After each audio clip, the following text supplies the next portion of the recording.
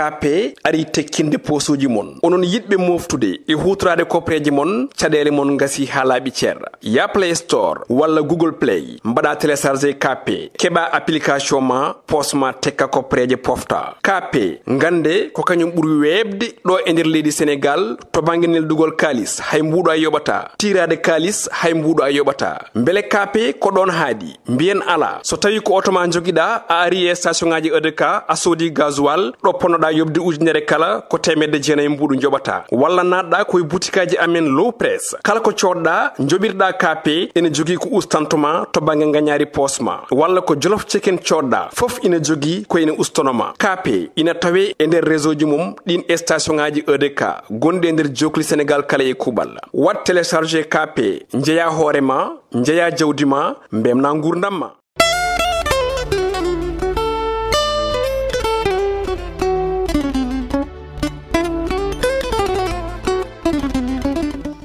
bandiraɓe amtuɓe hebde ayawa habrirde Piindi TV caggal yettude gena gonɗo jondo en juule rasulu sallallahu alayhi wa sallam non en calmini khalifaɓe diini en khalifaɓe aada ko non calminirden ɓen ɓe ganduɗa ko ardiɓe ene galle he tuggude baba abou hafsat kumba hamme ha yetti dawudu geddaɗa maymouna tafsir dawudu madet samba gaysiri tanum ardu guerlel ko non calminirɗen ɓen ɓe ganduɗa ko waɗoɓe feere ha jeeɗen kono kadi eɗen e lewru teddudu wiyetendu korko walla mbiyen ɗum ramadan yo Allah jaɓanen kala ko golluɗen to ngodi temedere e capannayyi e goho arti tawon yeehi ha toon to cehil yehina cehil kono kadi rutti cehil taw nawno en toon ko Ali Dawudu Sillade Ka kono debbo dariɗo e rendo mum dariɗo e leydi Sénégal ha heptina ina haɓɓi wudere mum ina gollo saha fof ko yimɓeɓe mbiyata o made ko pullo walla wona pullo ko on gaddaten e nder yewtere men ɗum saabi eɗen bismi oɗo bandiraɗo debbo tedduɗo ɗum noon en batta joni joni so wona tottudembo o salmodira e yeɓoɓe ayawa habrirde Piindi TV debbo pullo assalamu aleykum. Waaleykum salam salminama no feewi ɓiɗɗo salmina kala darowo en e o waktu donc je me présente min mbiɗo wiye Mme MAODO BA walla Jarel donc mbiɗo jeeya to to wiyete Daara Jolof mbiɗo jeeya to to wiyete Jolof wuro wiyetego Thiel Jaɓɓe Jula donc c'est ça. tigi rigui beela meeɗi nadde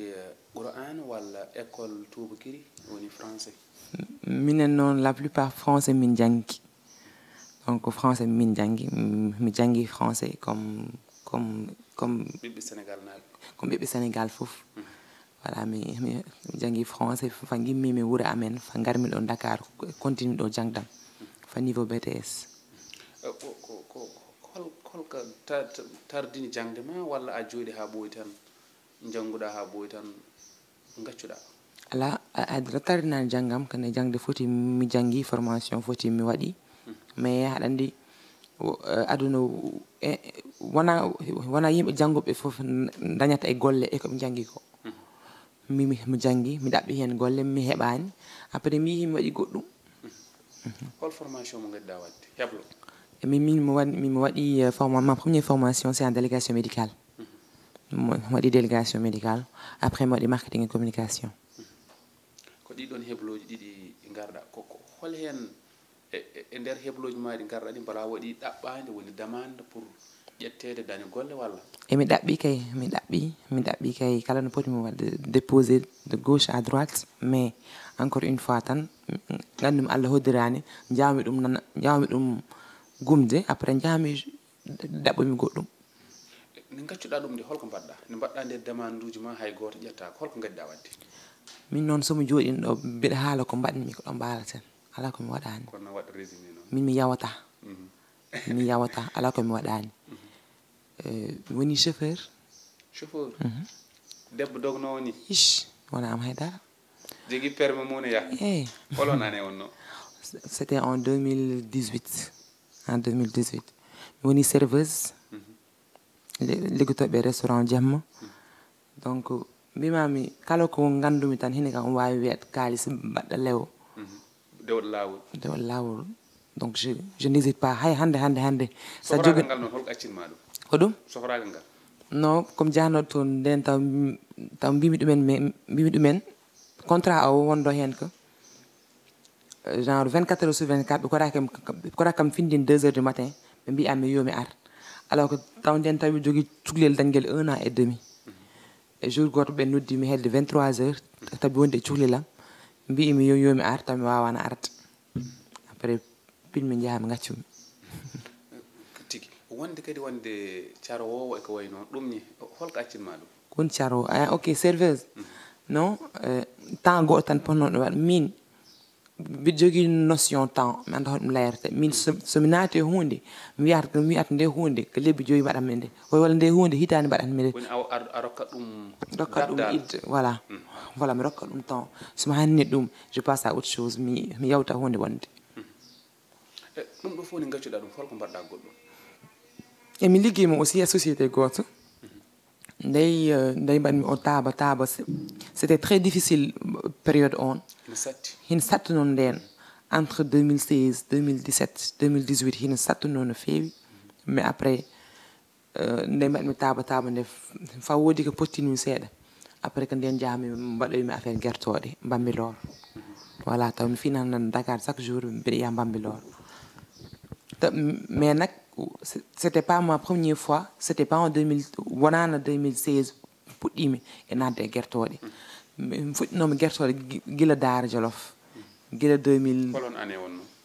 à peu près 2008 2009 nden puɗɗiɗa guertoɗe nden puɗɗimi guertoɗe ko fotata guertoɗe 3 puɗɗorimi e galle sehilam goto min mbaɗannode nden mata toy kadi jangde taɓe 5e nen noon guertoɗe 3 puɗɗorimi ko nayi mbaɗetmi bac tawi jogui ko wonata 2000 hon wiyete pulaar ujunaji 4 non 2000 poulet temen nayyi ala wona temen nayyi ujunaji 4 temen nayyi ko 400 temen nayyi en pulaar c'est 400 voilà voilà hedde 2000 poulet jour o mbaɗetmi bac mi yaha ñamminmi guertoɗe am fa cantine mi jahami mbaɗoymi bac juste pour te dire que min a guertoɗe ɗum wona 2016 walla 2017 après noon nde gaccumi nde Daara garmi ɗo Dakar mbeɗa janggumi fa cantine mi korimi dañ ligguey e ko janggumi ko jahami mbaɗmi daaba fa woodi ko pottinmi jahami kibatima e guertoɗe tetini jahami Bambilor luumi toon guesa puɗɗimi 1000 2000 3000 voilà puɗɗirimi 1000 2000 3000 4000 5000 6000 fa 2021 e ko gaccumi ko guertoɗe holko takmo accu jeeygu guertoɗe takimi ko accu jeeygu guertoɗe a covid 19 he wonɗo 2020 2021 et c'était trop compliqué genre mbiɗa joguino hina sattuno no feewi mbiɗa joguino restaurant ji carwannomi guertoɗe mbiɗa joguino hôtel aji mbiɗa joguino yimɓe heewɓe mbeɗatnomi fof udda restaurant ji gudda hôtel aji gudda maggaluji ngala kewuji ngala donc taw nden tawi joguino ko wonata guertoɗe kewɗe no feewi no wona 16 donc jami fan gortimi dañ ko mbiɗmi guertoɗe ɗe bon fa guertoɗe mbaɗde ñamadire nder ma te kadi aɗani ñammina ɗum woni ñamdu ndu alimentation jami fa kortimi dañ ko mbiɗumi ko ñamminmi guertoɗe fa guertoɗe heɗe ñamadire nder majji kala joom guertoɗe nanɗa haala ko homo andi ko kalmi ko ñalama à peu près en foti mbaɗannoɗa tan pour ñamdu guertoɗe sa calcule non hino heewi nden taw mbiɗa woni hedde 15000 20000 poulet ɗum kam suusat ɗum haal boom ɓerdam nde musat hen massa donc nden mi yeeyi guertegal temedere mi yeeyi guertegal temeɗɗiɗi par ce que guertoɗe mawni aɗani mbata juuɗam haɗa janggal guertegal hene yaawi donc guertoɗe aɗani ñamadira mi alano des chambres froides donc mbaɗmi profité mbaɗmi liquide ko nden gaccumi guertegal gaccuɗa guertegal jaɓanten ko baalini aɗa dilla hen min jii ɗum holno arti komi pulla noon komi pulla ɓi pulla mais kono worɓe parnadi ko woni ko worɓe kewno yeyde min komi tawɗo nenne rewɓe kewno ko cippam en ɗum ɗo jen o jibinɗo kam wa'ani noon o nenam jibinɗo kam komi tawɗo yummo mo ganduɗa ko debbo kono ko debbo bawɗo warɓe temedere kala ko woni am ka nenam ɗum woni temedere nenam ko debbo kono wona debbo on ko gorko nenam tawmi homo yeeye baali tawmi homo yeeye nayyi kala ko gaynako waɗata homo ɗum waɗa jusqu'à présent am woni ɗo hoɗi Sacré Cœur haɗani homo egga so geggol foti ƴetta ko oto mum waɗa hen borti mum dofta nayyi horaaki won alakde lebbi 3 te kam ko janngude mais firti an ka donɗo ɗum voilà mais minen hay so min janngi fa min dañi doctorat ji pulaago woni amen ay balɗe njehen mi wona kaalis o hina kam wela hande mi yeey nagge walla mi yeey mbaalu c'est avec plaisir hina kam wela tan mi won nder baali biɗa luuɓa baali biɗa luuɓa nayi wona luuɓa bom uuro mbi anmi voilà hina kam wela quoi voilà c'est avec plaisir c'est avec une fierté mais holno gurduɗa ɗum no sattide debbo pullo hannde heewi ko aroɓe Dakar mbaylo gonta goɗɗum mais an aɗa jagge pulaago ma tigi mi teyani ɗum ko noon Allah waɗimi ko noon Allah waɗirma voilà ko noon Allah waɗirimi ko mbaɗanmi ko ɗum wona forcé mi waɗani haydara forcé ko noon Allah waɗimi ko ɗum jiɗmi ko ɗum gandumi ko ɗum tawmi gorol e deyol babam wiyete ko folli matel sa yeehi Jolof ma taw ɗum toon gorko pullo jontaɗo joguiɗo nayyi wona seeɗa joguiɗo wona qualité wona quantité on woni nenam korko wiyete kala alamo anda ɗum ne a ɗum donc min somi yiɗi gaynako somi ayni somi yeeyi mbaalu somi yeeyi mbeewa somi yeeyi nagge ala komi mbawmi yeeyi somi yeeyani ɗum safata tigi beela ko ɗum période tan julde korko walla julde taske walla jeegu baali walla saaha fof aɗa yeeya ɗum saaha fof min miɓe yeeya baali saaha fof kala johluɗo mbaalu wona daral de daral mbiɗo jogui espace baali jeeyatmi hen 12 mois sur 12 ɗo e Dakar walla ɗo e Dakar holto ɗe goni ɗo Pikine c'est que place o mi soyamo fewnu noon mi sollu après fewnude ɗum wadde médiatisé kala jeehowo daral o anda genre Jolof Elok hene jogui daral makko donc daral makko 12 mois sur 12 te daral ngal ɗum wonata daral ganduɗa boom arat haɗa yeyto arat tawa o mbaalu ko 100 o mbaalu ko 50 o mbaalu ko 200 wadde ko prix Touba wona prix Touba c'est juste haɗani mi janggui seeɗa wadde ɗum a gaynaka he c'est pour moderniser e si yaari kesam hesomako voilà est ce que an ko an tan goto wonata ala wona min tan an wonat debbo baɗɗo ɗum de machallah no ɗum aussi yadde a nenam e an ka tawɗo ɗum joni jaɓanten ko Jolof Elok so tawi ko noon Jolof Elok holko addi ɗum Jolof Elok addi ɗum ko ndey collumi darnude entreprise miijo inɗe hoɗum mbawmi ɗum weɗde miijimi mbiɗa anduno kam Jolof o kam il faut ɗum wona hen parce que min en tant que Jolof parce que min je suis trop fier Jolof min excès de fierté mo ɓurtam kala ko mbaɗanmi hay sa wi kam hey ayini hen somi fotti neɗɗo so wi kam Jolof affaire welta Jolof aga fuutanke voilà donc min mbiɗa waɗi fier trop e ko gonmi ko eɗo ɗo gimmimi faami donc mi anduno kam Jolof bokkat hen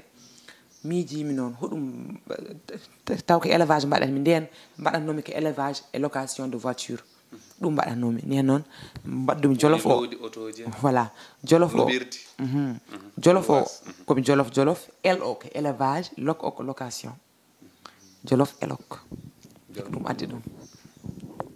beele hannde ɗo baŋnge location ina nana haa jooni nana yaha walla ko location kam ko gustuɗo ma aɗa waɗi entreprise ma aɗa waɗi pour jannga so a dañi walla aɗa waɗi ɗum haa jooni je faisais la location comme ça en 2021 crise corona o memi kam no feewi mais haɗande dimo jeeya woytade mi memi kam no feewi nden taw mbiɗa jogui appartement meublé ji yimɓe gacci ar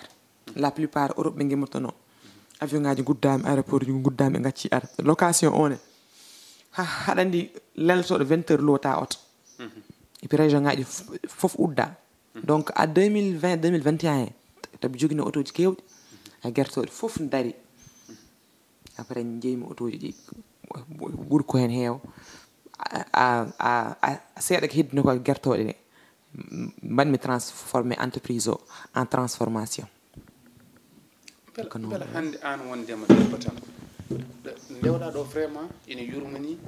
tawa kadi ko debbo jiɗɗo firtude tawɗo sali waytanade hay goto guila e jinnade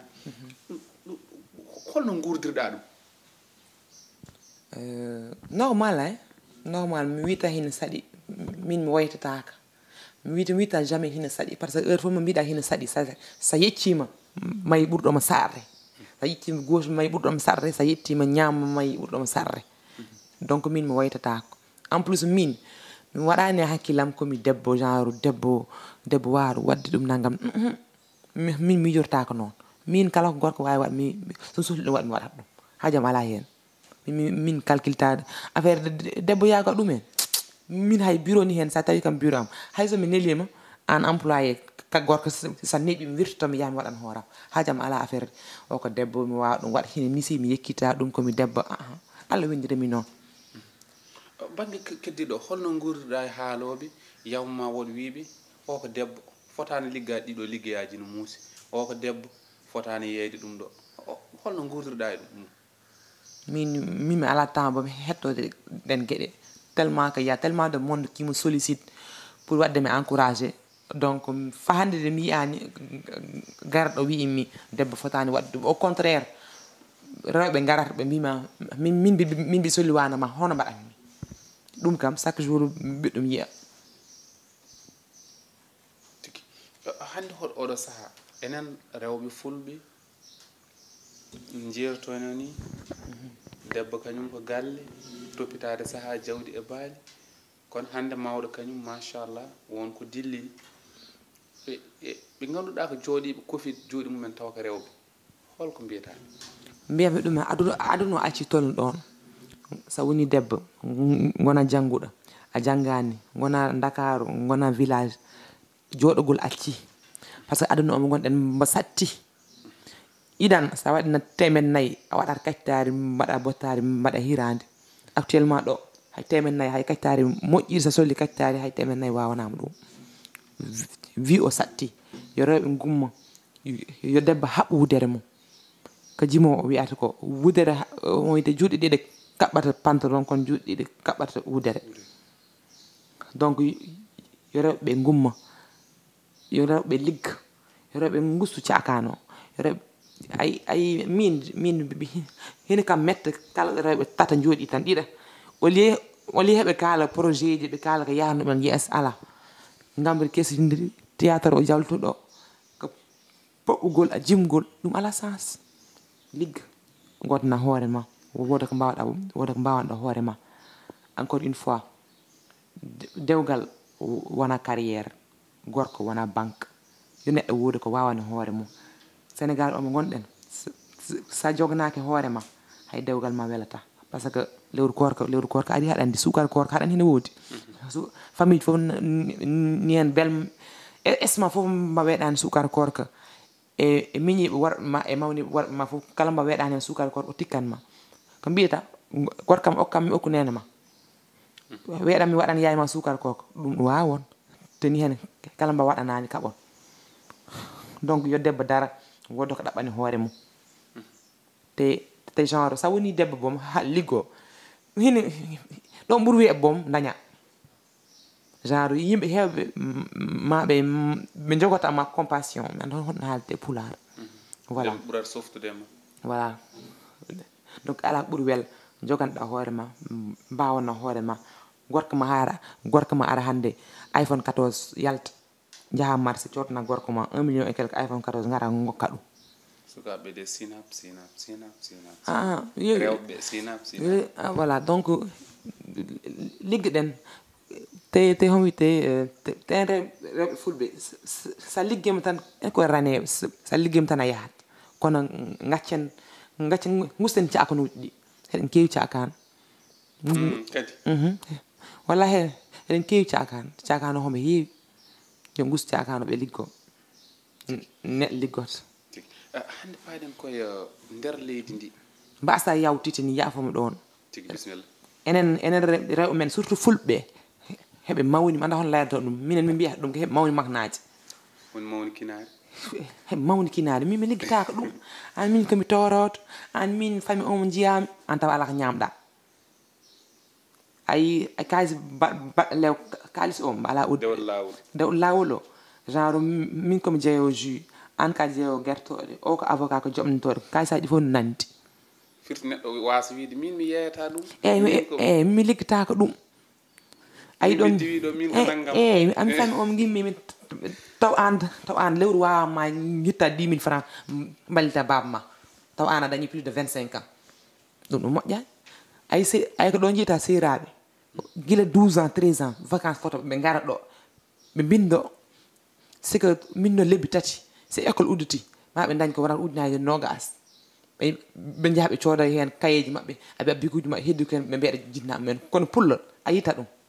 en kew gacce ma taw wona kewde gacce ko ɗum mawnude tan mawni kinare ta ala sa ala a liggoto liggey ko ɗum a rewde Allah ɗum jiya a liggoto kono enen heɗen en liggaki kurkay dey fulɓe ɓe liggaki ɓe jeeyata tan ko taar mumen genre au fait nous on est belle naturellement ko en yontaɓe donc enen padaten tan ko mbal wonani jontirɗen ni ɗum funti men ɗum funti men noon enen padaten tan ko gorko immoto ara pour waɗan en ala hen miiji tan ho wawi waɗan hoore mum ina waɗi kono heewani donc neɗɗo wode ko dañani hoore mum neɗɗo wona caliɗo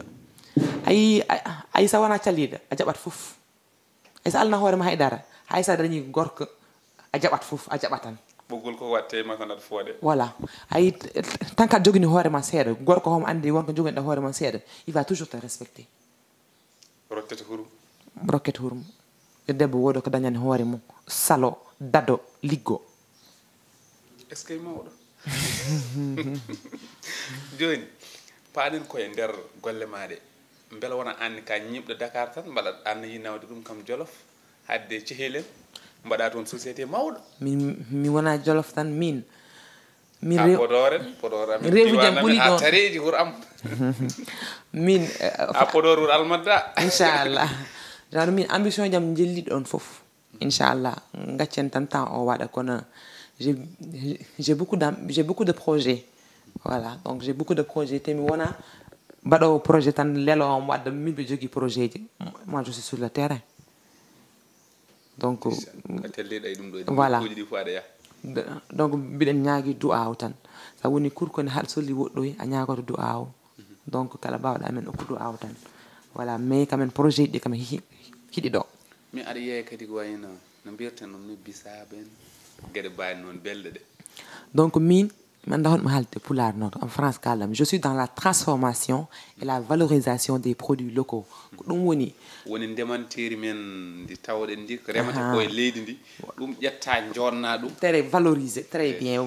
wadde ɗum valorisé enen a yiyat ɗo chinois o ara o sooda men guerte ɗe ndemateɗe fof chinois ɗi nawtuɗi ɓe jaaha ɓe pewnuɗi chocolat walla ɓe pewnuɗi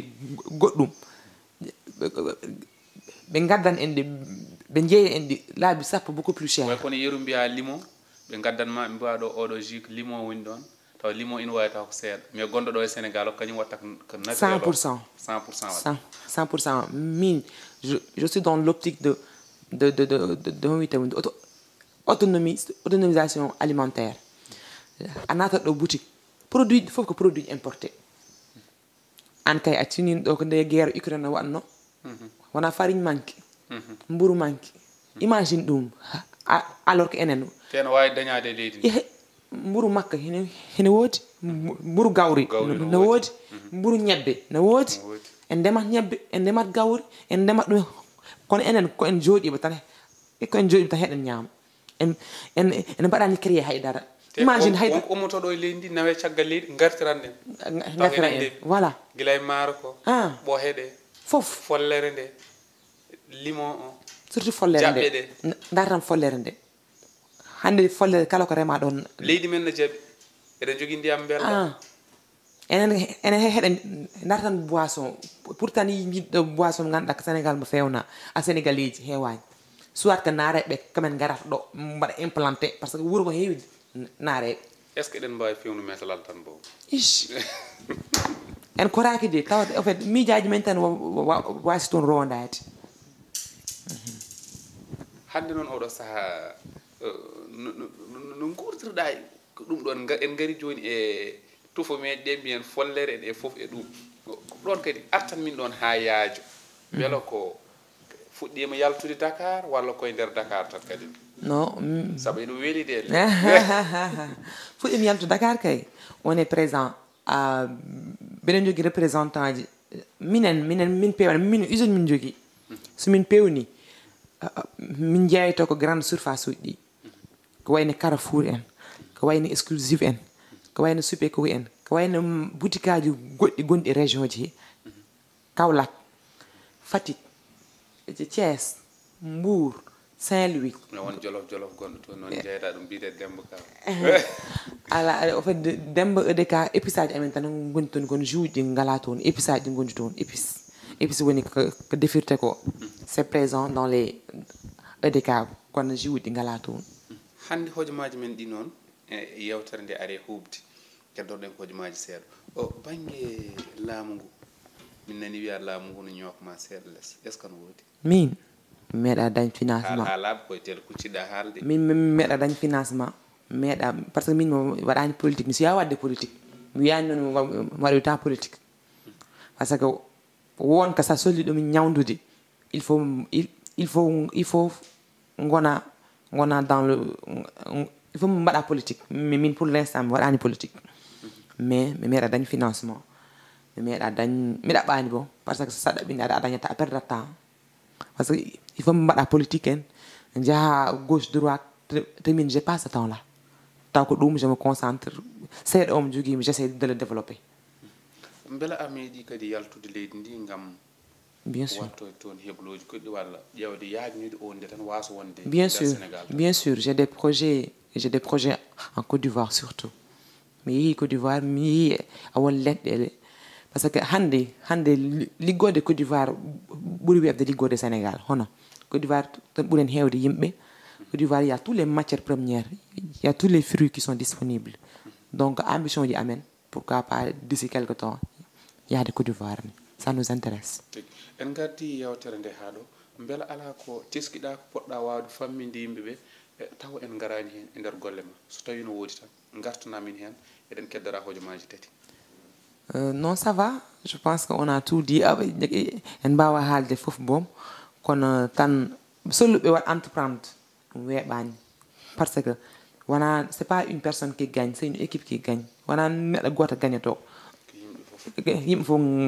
gagneto mais main d'œuvre Sénégal ɗo yimɓe ɓe gona liggotoɓe hinen waɗi kono heewani mbalan waɗi sukaɓe fulɓe aroɓe ma tan yiɗɓe ɗaɓɓude golle wadde kaɗode demande uji koyiɗe kono fulɓe ɓe la plupart hay tenke mi wiɗi noon aroɓe ma wadde wona fulɓe dal haalaɓe min noon la plupart casacien ji ɓurmi liggadayde les casacien fulɓe ɓe la plupart heɓe jaawi koɓe tan pat tami liggey am muusi way fon kurko debbo goto baɗɗa kam contact o hollimi o neldimi fotoyal mum o yim ƴettude mbiɗum noon pulla noon am tan liggede ana aɗa foƴde ana o liggey a wawama de mais bo liggey kam ala beɗɗo ko ɓernde liggoto ko joom liggoto wona doole liggey wona doole ko ɓernde donc ko ɗum mbiɗa salmina équipe am fof noon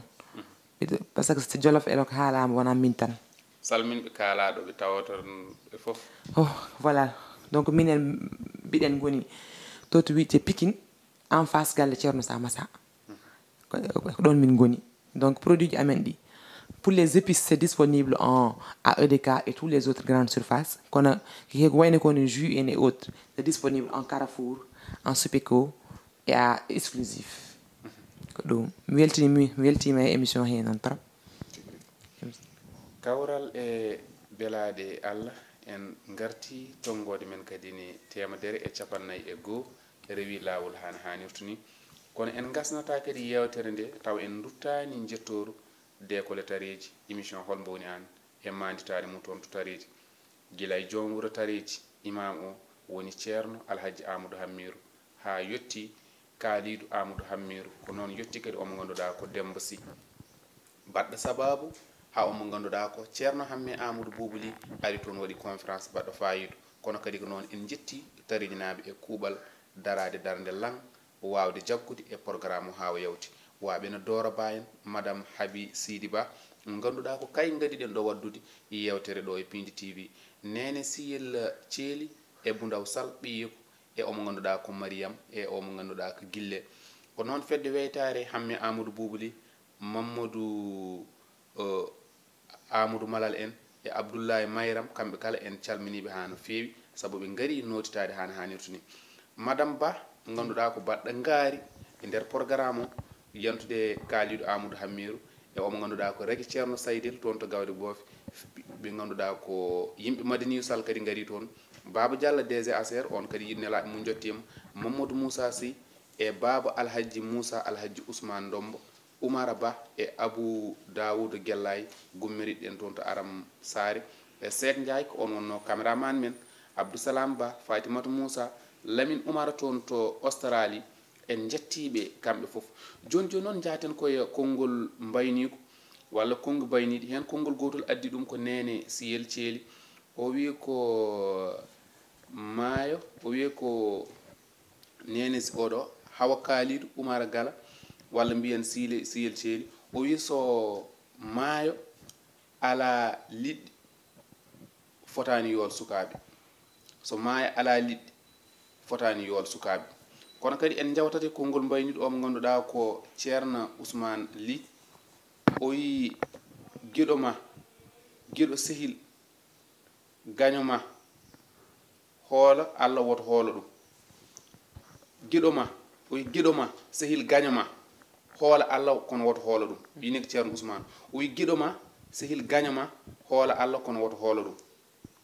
Ceerno Alhassane Ba o wi maleede ɓuri ƴoƴde. Ceerno Alhassane Ba wi ko maleede ɓuri ƴoƴde. Ceerno Ousmane wi ko giɗo ma sehil gaño ma hoola Allah woto hoola ɗum. Nene Siyel Ceeli wi maayo so ala liɗɗi ala ndiyam belɗam woto yool sukaɓe. Maayo so ala liɗɗi ala ndiyam belɗam woto yool sukaɓe. Tonngode 151 tawa ko bandiraɗo debbo mo cehil nokku Ali Daoud Sillade Ka ko ɗo mbayniɗen ha saha goɗɗo. Jokkon e yebde télé mon. Allah jarama on jarama.